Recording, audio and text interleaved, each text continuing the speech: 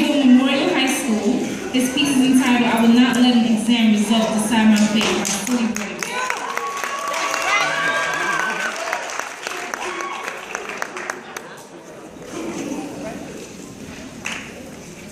Right now, there is a student finishing parents' evening in a heated debate with him, saying, why does he have to study subjects he will never ever use in his entire life? And she will look at him, blank-eyed, stifle a sigh, think for a second, and then lie. She'll say something along the lines of, to get a good job, you need a good degree. And these subjects will help you get a degree. We never had this opportunity when I was younger. But he will reply, but you were young a long time ago, weren't you? And although he implies in his perfect sense that society's needs would have changed since he was 16, she will ignore him, grip his hand more sternly, and drag him to the car. What she doesn't know is that she didn't ignore him just to shut him up. She wouldn't lie because an argument in a hallway would look bad on her resume. She wouldn't lie because she just spent the last 1 hour convincing a stern-faced teacher that she was sure her child studies more at home. No. She will lie simply because she does not know any better herself. Even though all her adult life she has never used or applied Pythagorean theorem, pathetic fallacy, and still doesn't know the value of X, she will rely on society to tell her that her child was one of the sharpest minds at school, is hyperactive, unfocused, easily distracted, and wait. Students, how many subjects, tests, and formulas did you memorize before an exam never to use again? How many grades did you get which were never asked for when applying for a job? How many times did you remember something 5 minutes just after the teacher said, stop writing, only to receive your grades a month later to realize you're only 1 mark short of the top grade? Does that mean remembering 5 minutes earlier would have made you more qualified for a particular job? Well, on an application form, it would have.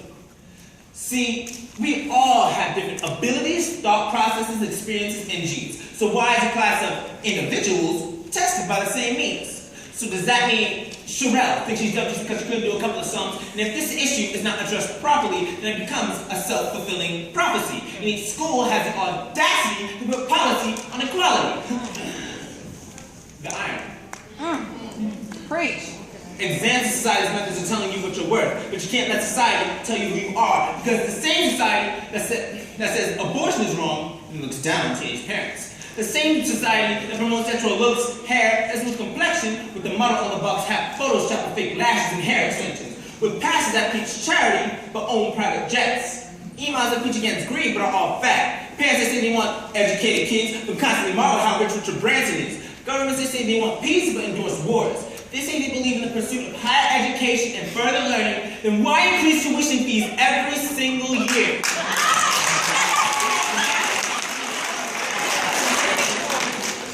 I believe Miss Jefferson when she took me into her office that day and told me that my exam would be imperative to my success, because we were always taught to follow in Miss Jefferson's letter.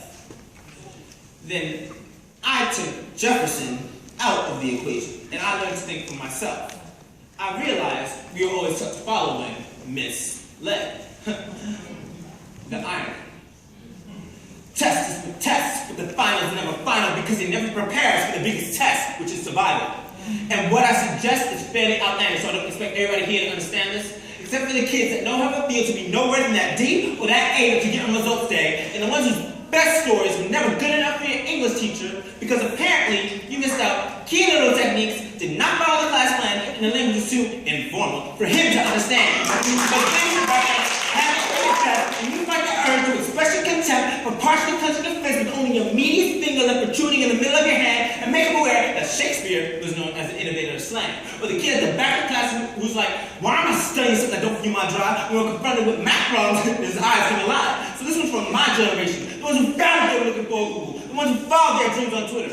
Picture that destiny on Instagram and accepted their future on Facebook. This one's for my failures and my dropouts, my self-entrepreneurs, my word changers, and my dream chasers. Because my reasons for hating school but loving education are not to initiate a worldwide debate, but to let you know that whether 44 or 88, 32 or 68, I will not let exam results decide my fate. Yeah!